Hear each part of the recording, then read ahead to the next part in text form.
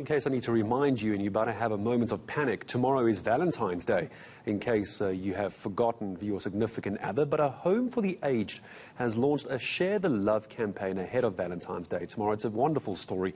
The COVID-19 pandemic, of course, being a very difficult time for retirement homes, causing a lot of anxiety and loneliness. To discuss a great initiative, I'm joined by the chairperson of the Issy Geeshen Lamont Home. It's Mr. Guy Levene. Hello to you, Guy. Good morning. And ahead of Valentine's Day tomorrow, you guys are putting together what looks like a wonderful, wonderful program.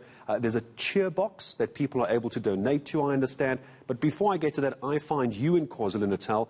Tell me how you at your home are going to make a difference tomorrow.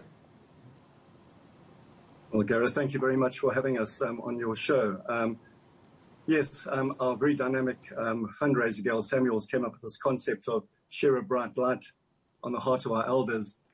And yes, the home caters for 68, 69, very frail care, elderly people south of Durban. And it's a home that's been in existence for 61 years, in fact, this year. We celebrated our 60th last year, but very belatedly with COVID.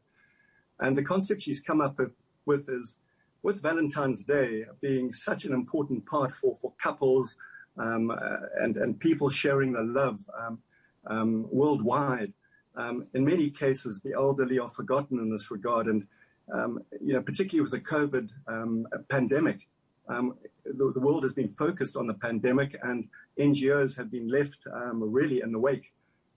So the concept really is to remind ourselves of the debt that we owe to the elderly, and we really want to embrace them and share the love with them over this Valentine's period. And the whole concept really is to request to the public to donate 150 Rand, and that will be packaged into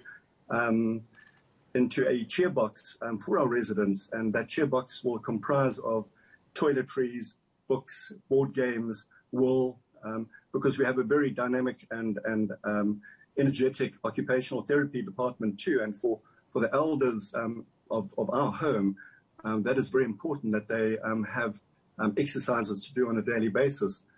And if I may, very quickly too, yesterday we had a Valentine's tea party at the home, and we actually chose a Mr. and Mrs. Valentine's, and it's the most gorgeous picture that you can see on our Facebook page. So a very exciting time for us, and we really are appealing to the public to support us over this period. Valentine's Day and love never ages, if you ask me, Guy. Let's talk about, you mentioned the Facebook page. I'm sure people will go and look for that photo as well. This call for these cheer boxes. How does someone do this? Do they go to your website? Just send me and our viewers in the right direction. How do they go and do that when you and I are finished talking? Very simply, Gareth, all they do is go to our website and go onto the donate page. And there's you can either donate via Zapper, or our EFT details are at the foot of the page.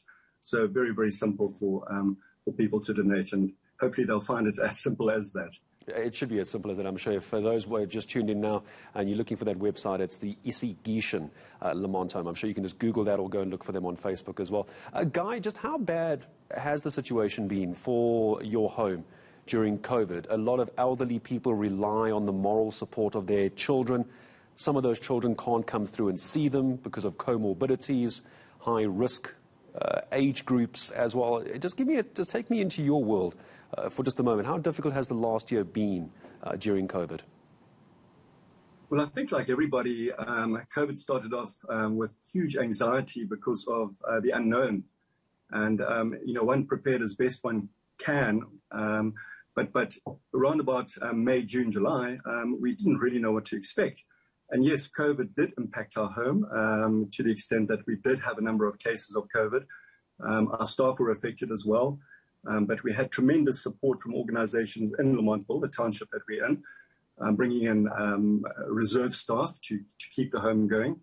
But I think it's the anxiety, really, Gareth, that played a huge part, because all of a sudden the elders are in lockdown. Their families weren't clearly permitted to visit. A lot of them don't have cell phones. So it's the anxiety of the unknown.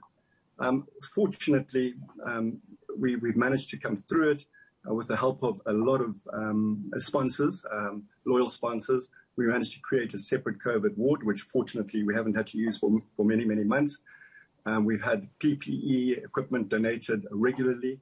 But more importantly, we've had a WhatsApp group with all our residents' families. So our administrator, Sifiso Ngidi, has kept in contact with the families because we believe that's the key, really, to keep in contact with the families. But it's the anxiety, Gareth. That's the issue that one has to overcome.